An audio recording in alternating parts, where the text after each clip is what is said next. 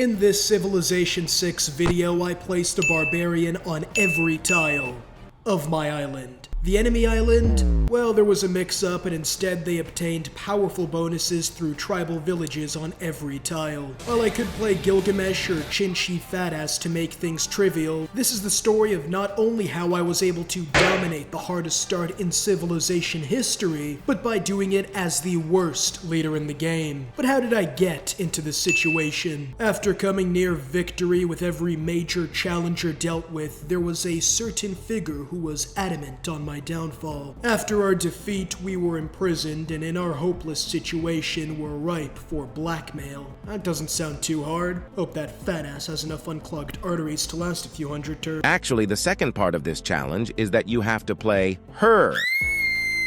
While we could chicken out with a diplomatic victory, here on the Civ Lifer channel, we call that PAB behavior, and this taboo is a big no-no for masochists such as ourselves. Will we be able to survive the relentless barbarian onslaught? Can I find any use for Tamar? And most importantly, can I catch up to the massively buffed deity AI? Well, smash that like button like you or any of the other 61 leaders up against Tamar, and sit back as we enjoy the fruits of my torture together. And so here we are, surrounded by various flavors of murderers and rapists, and while on most difficulties you do get a bonus to fighting uncivilized tribesmen, deity is the exception. And so, surrounded on all sides by barbarians, we need a good start to prevent our turn 1 deletion. To do that, we settle our capital of Tbilisi on a hilltop, fortifying our combat strength and move our garrison into the city. Now, while I could send my warrior out to massacre the native inhabitants, it is generally a bad idea to attempt to stand on business against an entire race. By keeping him in the capital, we prevent him from getting jumped and allow him to attack on his own terms. But despite that, they still have more men than we have bullets. If they so choose to, they could storm my capital, since I can't stop all of them. But like Area 51, we don't have to. With our fortifications on the hill and our forced conscripts with poor equipment, the city is so strong that the barbarians don't even make an attempt, saving ourselves from a future fate of our preserved corpses decorating British museums, as we can now finally begin planning on how we are going to clear our island. But what about the other island? Well, as promised, every tile is filled with rewards ranging from 10 faith all the way to a powerful relic.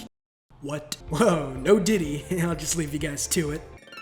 Let me in! Let me in! But why is Tamar so ass? Is there not one good ability hidden in that squirrel-like jaw of hers? Well, her leader ability gives her 50% of the combat strength of units she kills as faith. It still won't be enough to get religious settlements anytime soon, especially when she doesn't give any way to actually kill the unit in the first place. But maybe Georgia is okay. Well, dedications and golden ages won't matter if I have no way to get a golden age, but maybe the second part is at least decent. Take yourself out of the section! While she can be usable in certain circumstances at the cost of using up your luck for the year, this Custer's Revenge secret game mode where you play as the other side isn't one of them. Her abilities may not be completely useless, but it's not as if I'm gonna be Shannon pouring honey on my goat anytime soon. So then why play her, you might be asking?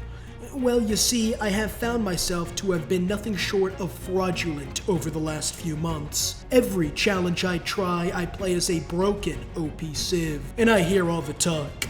Civ Lifer was going up against princes and kings, a Mickey Mouse Civ 6 ring. And so I decided that I needed to prove that I can win a game using a balanced Civ, and decided to go one step further, proving I can win even with the Queen of Dogshit. But how will we do this? Surrounded by enemies, we need an X Factor, something that can give us the edge to catch up and begin manifesting our destiny the right way.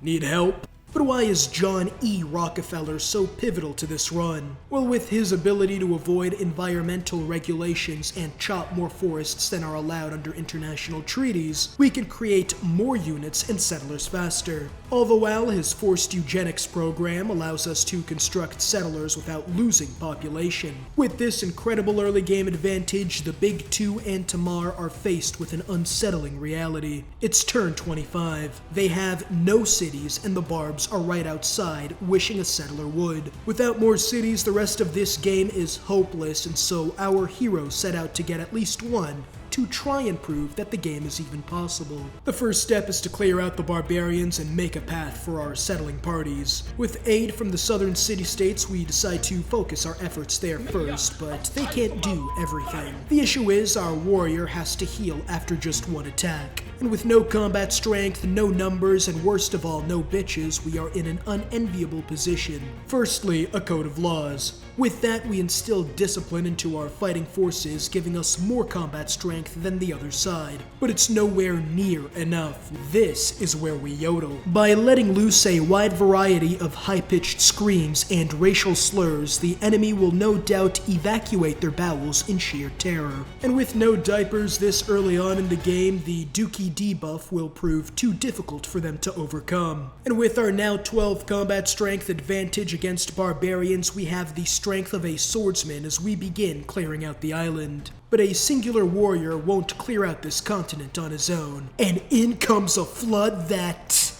well, maybe I should have played China after all. We're gonna need more troops after all, but with such pitiful production, that will prove a challenge. How do I get more? Well, through being praised as a god king amongst my people. Every time we kill a barbarian, we gain some faith. That's actually me. Shut the fuck up. Through this faith gain, we are able to convince everyone that by working slave hours for pitiful wages, they will go to heaven. And with that, we begin producing our powerful units in numbers, and best of all, by being viewed as divine, I finally got some bitches. But now we have another problem. If we leave the city with our warrior, the AI destroys it immediately. Even plugging in a slinger won't stop them, which is unfortunate as they are key to my plans. And I can't exactly switch out my frail slinger to face off against a Mortal Kombat ladder of Chris Hansen guest characters. So how do I begin clearing out the island when I can't even leave the city? Hey, wait a minute. I completely forgot. Barbs can't take your capital, they just raid it. And in their weakened state, our slingers finish the job. You know, if we had pointy sticks, I bet the aerodynamics would shut the fuck up. A few turns later, I get a call from a fellow leader. Why are you not killing any? Do you not see my predicament? We can't just stay around our city, we need to project force. After researching walls, Tamar's ability lets us build them in 6 turns? Okay, Tamar's doing something at least. And with my rapid manufacturing of walls, we can now attack anything in a 2-tile radius. But before you start planning out that massive empire, the walls don't do much damage. We need to fix that. You know, if we had pointy sticks, I bet the aerodynamics would make them more effective.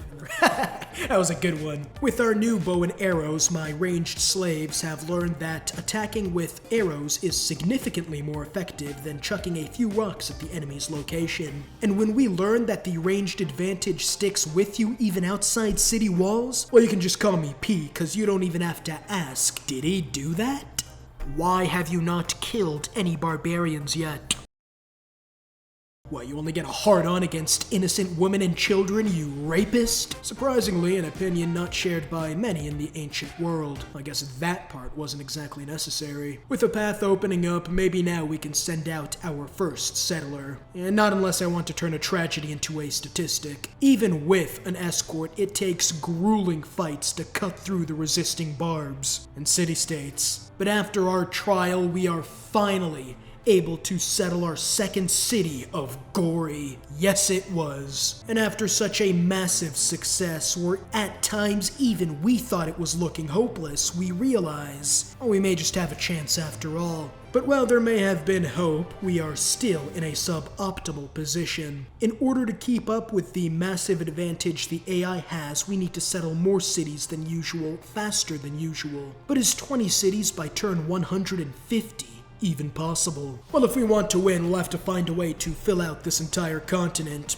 But how do we do that? We can't exactly spam build settlers, since even with a 50% production boost, it's gonna take our second city to the next ice age to complete walls. There is another way to spam produce settlers. It's the classical era, we're in a golden age, monumentality is available, and now we can finally make use of that one ability Tamar has that is actually pretty good. Using her faith to spam buy settlers.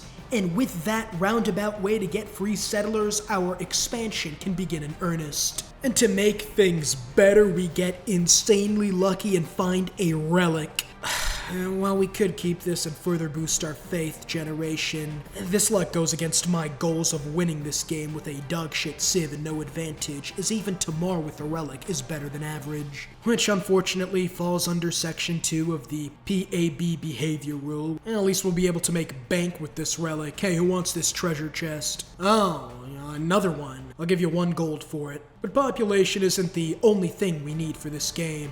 We have to produce our own goods and services in order to boost our yields and economy, giving us the gold, food, and production to not only build more settlers, but to also construct the buildings and units we will need in the future. But how can we develop our empire when these hooligans run it at Mach 10 at even the possibility of another sex crime? We need to launch a northern offensive and create a border, but with their base being far away from where we can project our power, it will take far too long. If we can't bring the barbarians to our city defenses, we'll bring our city defenses to the barbarians. With our new encampment, we now create a zone of control which proves detrimental to anyone who hasn't taken a shower this month. And with more of our units pouring in, we have a chance to break the strength of the barbarians west of the Alps. And with our expansion, we have even more people than ever, and thus a new form of government is needed to replace our chiefdom, especially since people aren't exactly following my every word anymore. As the Battle of the Western Alps rages on, we realize early on that this won't be a stroll in the park. There are just too many of them to do that. Instead, our leading officers decide on using the rivers as a natural defense and pelt the rangeless barbarians with arrows all along the front. Through this immediate area where barbarians die immediately from unnatural causes, we keep pushing in, but the lines end up thinning out, and if the barbs counterattack and break through, we'd be fucked. And just as I decide that we may have to stop here, sounds bitch made. I may need to experiment a little more. After some prodding, our scouts realize something. Barbs will only attack you if they see your unit. Using this newfound information, we can bait out chunks of barbs into encampment defenses, and with this slow and steady approach of performing several gang initiations on the barbs, we begin dealing with their numbers considerably, creating not only a safe area for our builders to get to work, but also new settling opportunities, and leading to our first test of Kutaisi. But more importantly than this, or any city for that matter, is this city. Not only do the Petra mines have me thinking indecent thoughts, but we need that city for one reason.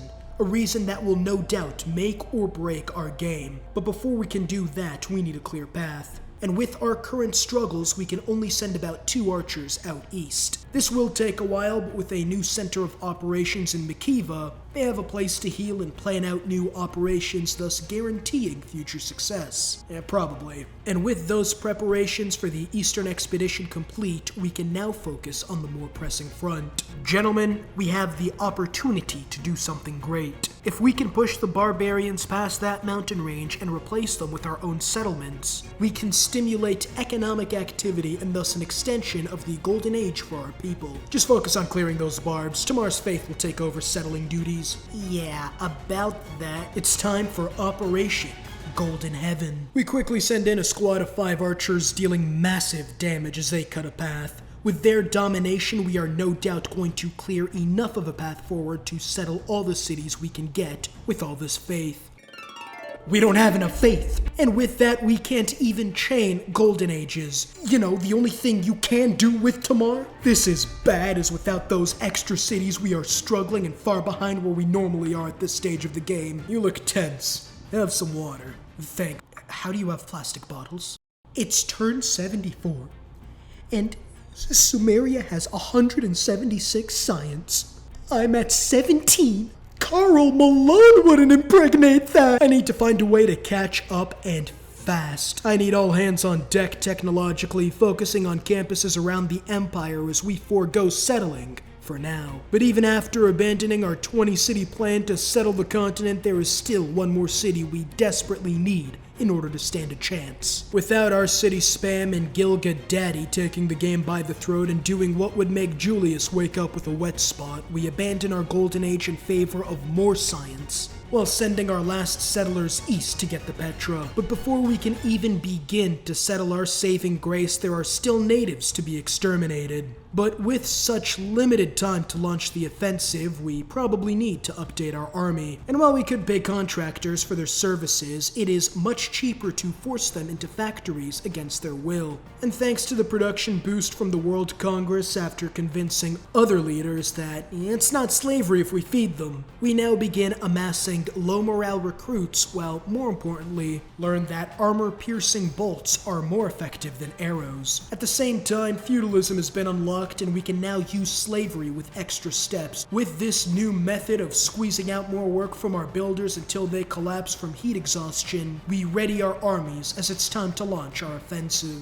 Gorgo captured Vilnius. We all need to unite against her tyranny. No, thank you. Those crushing thighs could be used for CPR chest compression. Wait, no, I miscast my vote. Soon after, my scientists have sent word of a discovery, calculus, and somehow that allows them to irrigate the desert with a giant castle. And only 400 turns after Gilgamesh. Yeah, we should probably get that city settled now. Using our new crossbows and the convergence of both our armies, we begin massacring the barbs still stuck in the Stone Age, clearing out the Petra area in the process. While the hills and rivers make defense easy, it makes offense just as difficult. But as we park our settler right on the tile, disaster strikes. Does it ruin our game? He survives, the chosen one, as we finally settle the city of Bitch Lasagna. It's Bitch Lasagna. Finally getting to work on the Petra, but it will take a long time to complete. While there's no doubt whether it will be worth it in the end or not, the issue is, can we succeed in getting it before anyone else? The Owls of Minerva will help us in that regard, as with another economic slot, we can increase production to wonders. Not only that, but everyone knows the best friends you can make are in college, RuneScape, and death murder cults in that order. Let's see what other leaders think. After succeeding in building some science buildings and the Petra city, me and the boys looked to see if we had closed the gap with Gilga.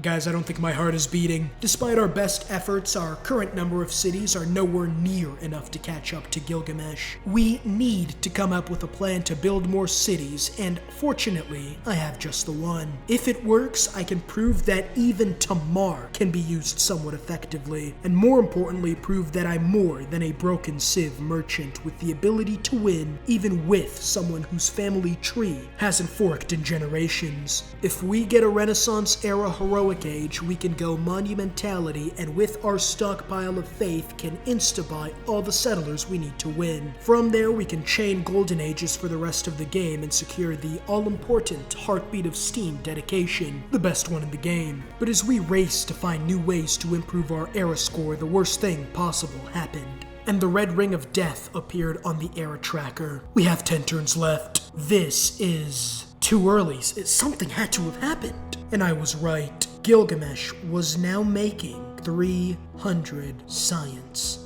and doubling up my number of techs. And try as I might to do anything to help us at least acquire a normal age, it was simply too late. And as we enter the Renaissance, our last opportunity to make use of monumentality exited stage left. And like that, the game is just about over. Tamar, who was supposed to be able to chain golden ages, can't even get one. Whatever good impression she left earlier had completely and utterly vanished, and unfortunately for me, civilization lacks a god of war, abandon your daughter QuickTime event to switch civs mid-game. But more importantly, I came to the realization that I may be a broken civ merchant after all, as despite the early start we overcame, we had nowhere near the amount of cities necessary to outpace Gilgamesh. But despite our predicament, despite facing worse odds than the Detroit Pistons trying to win a basketball game, I decided against restarting. I still have to prove that I can win with what should have ended up splattering at the end of a condom at terminal velocity. And even if I can't win with someone who managed to slither out of the abortion bucket, I might as well try to get as close as possible. And so, fuck it.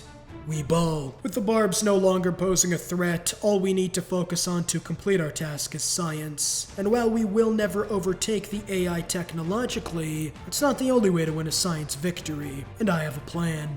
And this plan that will save our game all starts with the Petra. Firstly, we need to at least maximize our science numbers, and so I empower the Merchants Guild to earn enough money to enact my plans, as our science begins climbing slowly at first, then a little faster as we purchase and build multiple science buildings. Through this mass patronage of the sciences, we obtain enough to potentially have a chance, and that's all we need. I have a plan.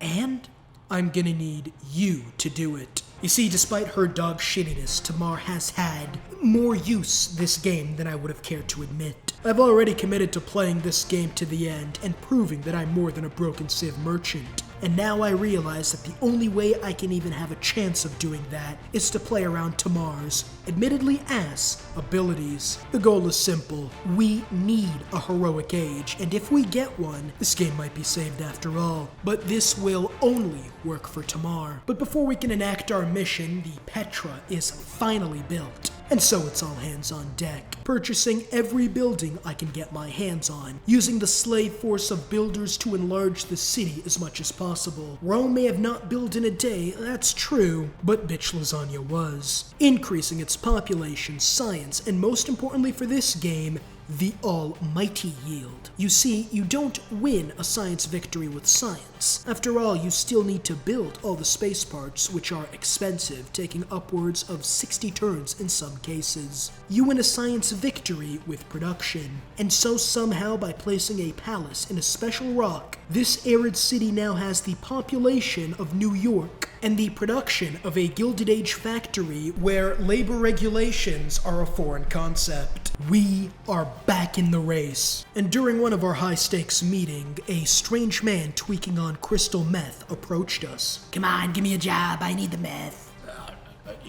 Here, go to this hollow halfway across the globe and fucking spin the block on the first grizzly you see. But to further maximize production and yields, we need the technology that boosts everything. Industrialization. Why is that such a key technology? Well, by using coal, we can empower power plants. And what do these power plants do? Increase the energy of your city, which in turn increases the yields of all. Wait a minute.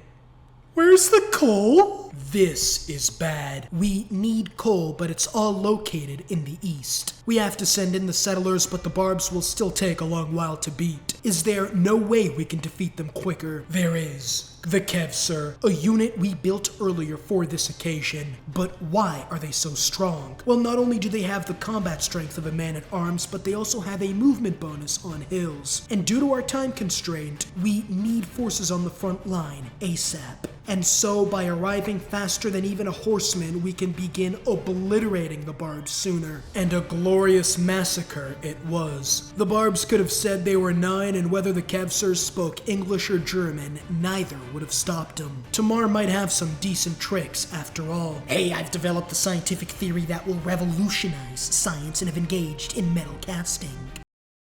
Guys, I know how to theory science and cast metal spells. Congrats, you've been promoted to spy. Go learn more from Gilga. But while the Kevser continues contorting the barbs into human pretzels, I need you, the viewer, to realize something. This isn't the best part of the unique unit. You see, we need a heroic age to obtain the heartbeat of steam, and the Kevser, being a unique unit, gives you 4 era score, and that is enough for the Georgian Empire to enter a renaissance of their own. But why is Heartbeat of Steam so important? Well, as you know, we need to increase production numbers, and Heartbeat of Steam allows us to take our carefully curated campus adjacencies and turn that into production. But that's not all. Thanks to Tamar's abilities, we can still use the normal age dedication. Now, why is that so important? Well, unlike Golden Age dedications, the normal age one gives you a way to gain era score and chain more golden ages. But that's not all. This is a heroic age, and so I can pick 3 different dedications and thus 3 different ways to gain era score, essentially guaranteeing a second golden age. And do you want to know what dedication is still available for the next 2 golden ages? Tamar, hold still! To maximize this age, we begin producing factories everywhere, but we still have a problem. Without any coal, our research labs will be severely hampered. But while we wait for labs, let's maximize our science using some unorthodox methods. Firstly, we plug in 6 envoys into every city-state in the game, giving us boosts for every science building. And while we don't have research labs yet, we begin a savings fund, which will be used to immediately buy them up once we get the prerequisite technology. However, that will be the last major science boost until we seize the means of reproduction. That's Caesar's speech. Means of production. Speaking of which, do I want to start an emergency against Caesar? You crazy? He almost has as much science as Gilga. I've learned the secrets of nuclear fusion. Guys, I've learned how to fusion dance with nuclear particles. And finally, it happens. In one turn, we buy every research lab in the Empire, and just as I suspected, we almost immediately run out of coal, as we are stuck at about 300 science. All we need to do to catch up to Gilga is to power our research labs. Also, Julius is in the race too, I guess. We settle the first coal city, giving us a massive boost, but we are still running a deficit as we research electricity. And as luck would have it, we can go 2 for 1. Aluminum is used for spaceship parts, and the only aluminum on this island is near the second source of coal. But as we build the spaceports in our 3 key cities, we are still experiencing rolling blackouts. And as we struggle through the withdrawals of our crippling porn addiction, I realized in my psychosis how we could fix the issue by sending Magnus into the coal mines with a loudspeaker and a new bill relaxing our already archaic labor laws. Whoever doesn't meet their quota will have their severed limbs used as my fleshlight. But as the internet powered back on, there were more pressing problems to deal with than honking the hog. I guess lipstick on an old man with a beard would prove ineffective. Oh, what was that last technology was talking about? Something about Dragon Ball? But as I pay attention to Gilgamesh's science numbers, I realized something disturbing. Caesar is ahead of Gilga? I was so distracted I completely forgot about the Roman rapist. And as I black out, I realize I made a grave mistake. A few turns later, I awaken with my anal virginity surprisingly intact. And that's all thanks to Gilga, who along with Wilfred and Ludwig have invited me to the Rubicon Initiative, planning to take out the new top dog in the near future. And with our second straight golden age, I may have found a way to do it. With our second heartbeat of steam and all the science buildings, I send most of my city's hefty campus grants to increase science and attract scientific minds. But Caesar isn't sitting idly by twiddling his thumbs and eliminates one of the city-states, taking out the ladder after he made it to the top. But even still, I have my trap card, the Petra city and its Earth satellite in 6 turns, a number that can be improved by switching over to oil power. This is going to be my key that I need to break the 3-way deadlock. But I had an even more pressing matter to attend to. My entire populace is made of slave labor, as you know, but I indeed had to start a capitalistic spices corporation. The reason? No mere chains can enslave an average TCLR subscriber. But as I deal with that problem, another disaster strikes. My Petra city loses a substantial yield deposit with its flooding. Well, despite this breaking of physics, we still need to make up that production somehow. But after such a natural disaster, due to our lackluster labor regulations, mass quantities of casualties were reported, particularly amongst the enslaved class farming incense. And those slaves I've had all game, well, they now have some demands. Hey, wait a minute. Perestroika, kill capitalist scum, hail Stalin, Ukraine for motherland. He's one of us! With the massive production and science boost from communism, we land on the moon, catching up to the other 2 leaders. But the problem still remains that they have a massive tech advantage. And that tech lead came back to bite us, as after securing the Mars colony in a 3rd straight heartbeat of steam, it was revealed that Caesar landed on the moon as well. That's fine, he was behind Gilga all game, no shot he goes exoplanet yet. Let's celebrate this brief respite with a trip to the World's Fair. And during this lull in hostilities, I realized something. Despite all of this, everything we have gone through in this game with the barbs, the terrible civ, the lack of early development, the AI advantages, we are one of the 3 civs who was able to make it to the end. And whether in victory or defeat, there is still one certainty. I am skilled enough to win even without OP civs, and am a broken civ merchant no more. Where are you? Spreading communist ideals, of course. Caesar started the exoplanet expedition. This is bad. As he nears victory, the only hope the world has is to unite against him. I attempt to counter by soon after launching my own exoplanet, but we are behind greatly and need the spaceship boosters. But as I continue scrambling to increase my science numbers, we finally catch a break. Caesar attacked Gilga, and while they beat each other up, we can focus on science. Allies to the end, are we not? Friend. If we stay still, maybe he won't notice us. But none of this matters, as Caesar has put the final nail in the coffin and has begun hammering away. Despite being over 30 turns away from my own booster, Caesar is traveling now at 2 light years per turn. It is over. No, not yet. Oh yeah, this will work. They have 4 spaceports. If we can delete those, then we can catch up.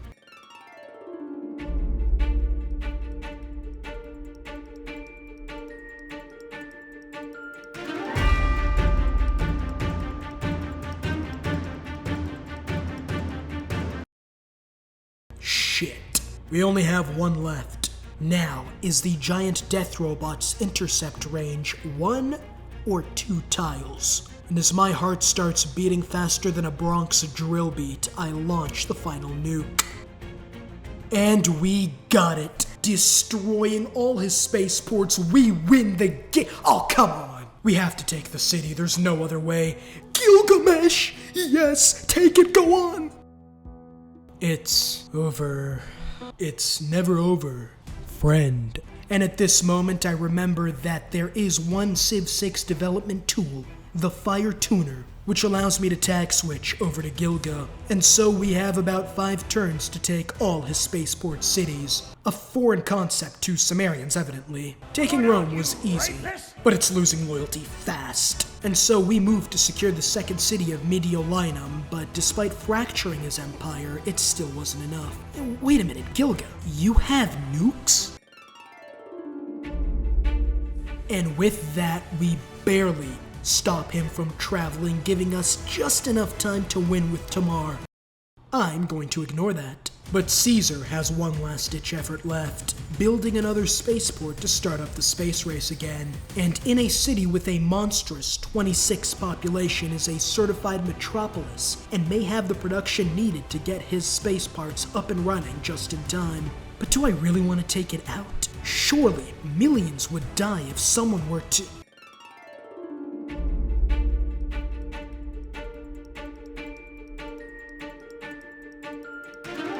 But with Gilga also on the exoplanet, and no doubt possessing boosters, it's what I thought it would be 50 turns ago. A one-on-one match against Gilgamesh. Queensbury rules. So how do we ensure victory? Well, thanks to our previous build-up, Gilga might have the science, hell, he might have more total production than all my cities combined. But he doesn't have the highest production city. With the 2 great scientists we carefully selected from the research grants, we get 20% and 100% production boosts to spaceship parts. And thus, this is where the Petra City and all its glorious production comes in. Building the booster in just 1 turn each, we don't even need other cities. And as we leave behind the not quite scummiest Civ 6 leader and blast off into space, we take pride in winning a science victory and overcoming the handicap Sid Meier had to offer. But what planet did we land on?